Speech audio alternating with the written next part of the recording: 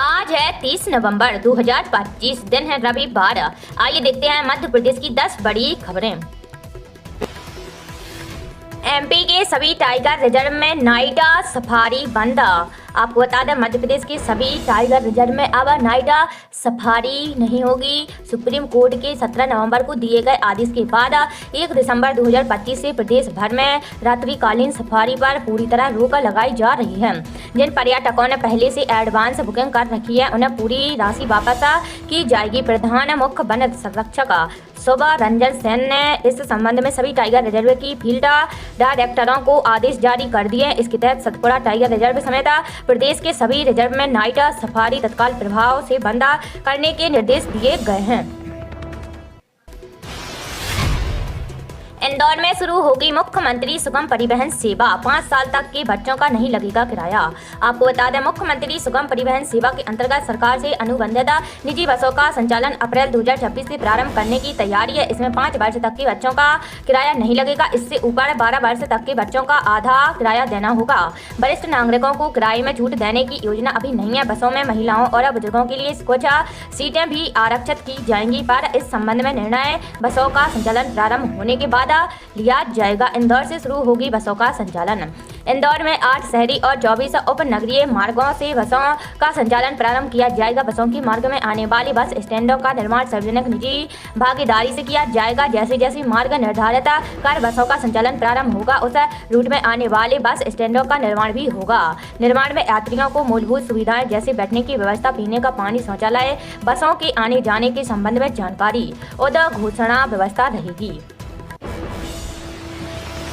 किसानों के लिए जरूरी खबर है। सोयाबीन के मॉडल रेट में गिरावट। 15 जनवरी 2026 तक खरीदी एमएसपी 5,328 रुपए। आपको बता दें, मध्य प्रदेश के किसानों के लिए जरूरी खबर है। भावांतर योजना के तहत राज्य सरकार ने आज सोयाबीन का मॉडल रेट जारी किया है। इसमें फिर गिरावट जारी की गई है। आज एक बार फिर 20 रुपए की कमी दर्ज की गई है और नया रेट 29 नवंबर को 4,240 रुपए जारी किया गया है। भावांतर योजना के तहत पहला सोयाबीन का मॉडल रेट 7 नवंबर को 4,020 रुपए प्रति क्विंटल जारी किया गया था, जो लगातार वृद्धि के साथ 22 नवंबर को 4,285 रुपए तक पहुंच गया था। उसके बाद से इसमें गिरावट देखी जा रही है।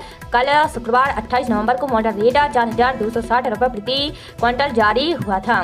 मुख्यमंत्री डॉक्टर मोहन यादव ने सोयाबीन की फसल पर भावांतर भुगतान योजना के तहत 26 नवंबर को प्रदेश के 1,34,000 पात्र किसानों के बैंक खातों में सिंगल क्लिक से 249 करोड़ रुपए अंतरित किए हैं। इससे पहले विधिवास से प्रदेश के 1,33,000 किसानों के खातों में 233 करोड़ रुपए की भावांतर राशि का अंतरण किया था।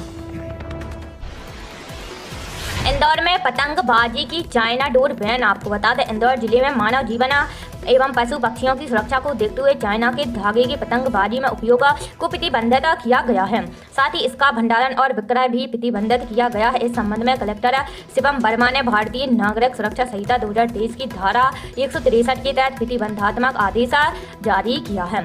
आदेश का उल्लंघन पाए जाने पर कार्रवाई की जाएगी। यह आदेश तत्काल प्रभाव से लागू हो गया है। मीडिया व अन्य जनसामान्य द्वारा यह तथ्य ध्यान में लाया गया है कि पतंगबाजी में उपयोग होने वाले चाइना के धागे के उपयोग से पक्षियों व जनसामान्य को हानि पहुंच रही है। कई बार चाइना के धागे से पतंग उड़ाते समय पक्षी इसमें उलझकर फंस जाते हैं और घायल हो जाते हैं।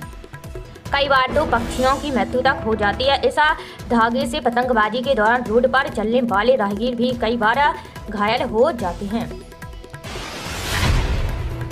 समय से पहले काम पूरा करने वाले 275 BLO व 28 सुपरवाइजर सम्मानित। आपको बता दें, अशोकनगर जिले में विशेष गहन पुनरीक्षण का कार्य निर्धारित समय से 1 सप्ताह पहले पूरा करने वाले बूथ लेवल अधिकारियों और सुपरवाइजरों को सम्मानित किया गया है। कलेक्टर आदित्य सिंह ने शनिवार शाम कलेक्ट्रेट कार्यालय में सभी को प्रशंसा पत्र प्रदान किए हैं।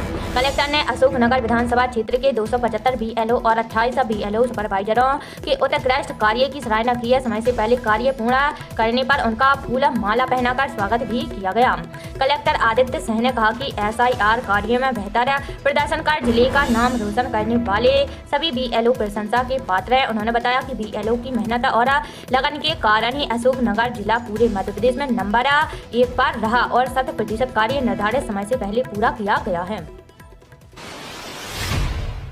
एमपी सेट के आवेदन की प्रक्रिया खत्म, 1.25 लाख अभ्यर्थी होंगे शामिल, दिसंबर में जारी होंगे एडमिट कार्ड। आपको बता दें मध्य प्रदेश लोक सेवा आयोग ने राज्य पात्रता परीक्षा में पंजीयन की प्रक्रिया पूरी हो गई है। 27 नवंबर तक अभ्यर्थियों को आवेदन करने थे। लगभग 1.25 लाख से ज्यादा अभ्यर्थियों ने परीक्षा के लिए फार्म जमा किए हैं। आयोग ने 11 जनवरी 2026 में परीक्षा रखी है। अगले कुछ दिनों में केंद्र निर्धारित किए जाएंगे, उसके बाद अभ्यर्थियों को प्रवेश पत्र जारी होंगे। अधिकारियों के मुताबिक दिसंबर अंतिम सप्ताह से एडमिट कार्ड डाउनलोड किए जा सकेंगे। प्रदेश भर के सरकारी विश्वविद्यालय और कॉलेजों में सहायक प्राध्यापक की नियुक्ति के लिए उम्मीदवारों को पात्रता होना पड़ता है। इसके लिए आयोग ने राज्य पात्रता परीक्षा 2025 रखी है। 25 अक्टूबर से आवेदन मंगवाए गए थे, जिसमें पंजीयन के लिए अभ्यर्थियों को 1 महीने का समय दिया था। बिना विलंब शुल्क अभ्यर्थियों को आवेदन जमा करने के लिए 27 नवंबर तक का समय दिया था। अगले कुछ दिन फार्म जमा करने के साथ ही 3000 रुपये अतिरिक्त जमा करना होंगे। आयोग ने संभाग मुख्यालय जिलों में केंद्र बनाने का फैसला लिया है। अगले कुछ दिनों में केंद्रों की सूची जारी होगी, साथ ही उड़न दस्ते और निरीक्षक दल भी बनाए जाएंगे। आधार कार्ड से लेकर लेबर कोड, टैक्स और पेंशन तक देश में 1 दिसंबर से होंगे कई बड़े बदलाव। आपको बता दें देश में आधार कार्ड जारी करने वाली संस्था UIDAI 1 दिसंबर 2025 से आधार कार्ड की डिजाइन में बड़ा परिवर्तन करने जा रही है। वर्तमान आधार कार्ड पर नाम, पता, मोबाइल नंबर और आधार नंबर जैसी जानकारियां प्रमुखता से दिखाई देती हैं, लेकिन नई व्यवस्था में कार्ड पर मुख्य रूप से फोटोग्राफ और QR कोड ही नजर आएंगे। यह QR कोड न्यू आधार ऐप से स्कैन किया जाएगा और इसके बाद फेस रिकॉग्निशन के माध्यम से व्यक्ति की पहचान की जाएगी। सुरक्षा और गोपनीयता को मजबूत करने के उद्देश्य से UIDAI ने यह कदम उठाया है। इससे पहचान सत्यापन की प्रक्रिया और अधिक सुरक्षित और आधुनिक हो जाएगी। 1 दिसंबर से शुरू हो रहा संसद का शीतकालीन सत्र, रविवार को सर्वदलीय बैठक, इन मुद्दों को उठाएगा विपक्ष। आपको बता दें संसद का शीतकालीन सत्र 1 दिसंबर से शुरू हो रहा है। इससे पहले रविवार को सुबह 11 बजे सर्वदलीय बैठक बुलाई गई है। सत्र शुरू होने से ठीक पहले होने वाली इस बैठक को बेहद अहम माना जा रहा है। वही विपक्ष पूरे जोर शोर से केंद्र सरकार को घेरने की रणनीति बना रहा है। संसद का शीतकालीन सत्र 1 दिसंबर से शुरू हो रहा है। इससे पहले रविवार को सुबह 11 बजे सर्वदलीय बैठक बुलाई गई है, जिससे सत्र सुचारू रूप से चला सके और अहम बिलों पर चर्चा आगे बढ़ सके। बैठक में सभी दल अपनी बात रखेंगे। सत्र शुरू होने से ठीक पहले होने वाली इस बैठक को बेहद अहम माना जा रहा है, क्योंकि इस बार कई ऐसे मुद्दे हैं जिन पर विपक्ष सरकार को घेरने की तैयारी में है। अगले महीने 18 दिन बैंक बंद रहेंगे। आपको बता दें अगले महीने यानी दिसंबर में अलग अलग राज्यों में कुल 18 दिन बैंक बंद रहेंगे। RBI कैलेंडर के अनुसार 4 रविवार और दूसरे चौथे शनिवार के अलावा 12 दिन अलग अलग जगहों पर बैंकों में कामकाज नहीं होगा। ऐसे में अगर आपको अगले महीने बैंक से जुड़ा कोई जरूरी काम हो तो इन छुट्टियों के दिनों को छोड़कर आप बैंक जा सकते हैं। आप बैंकों की छुट्टी के बावजूद ऑनलाइन बैंकिंग और ATM के जरिए पैसे का लेन देन या अन्य काम कर सकते हैं। इन सुविधाओं पर बैंकों की छुट्टियों का कोई असर नहीं पड़ेगा। बंगाल में 8 महीने बाद वक्फ संशोधन कानून लागू। आपको बता दें पश्चिम बंगाल में ममता सरकार 8 महीने के विरोध के बाद नए वक्फ संशोधन कानून को लागू करने पर राजी हो गई है। राज्य सरकार ने सभी जिलाधिकारियों को निर्देश दिया है कि राज्य की 8063 वक्फ संपत्तियों की जानकारी 6 दिसंबर 2025 तक केंद्र सरकार की वेबसाइट पर अपलोड करें। वक्फ संशोधन कानून इस साल 4 अप्रैल को संसद के दोनों सदनों से पास हुआ था। तब पश्चिम बंगाल ने इसे अपने राज्य में लागू करने से मना कर दिया था। CM ममता बनर्जी ने 8 अप्रैल को एक रैली में कहा था कि जब तक पश्चिम बंगाल में ममता दीदी हैं, मुस्लिम समुदाय की संपत्ति की रक्षा करेंगी।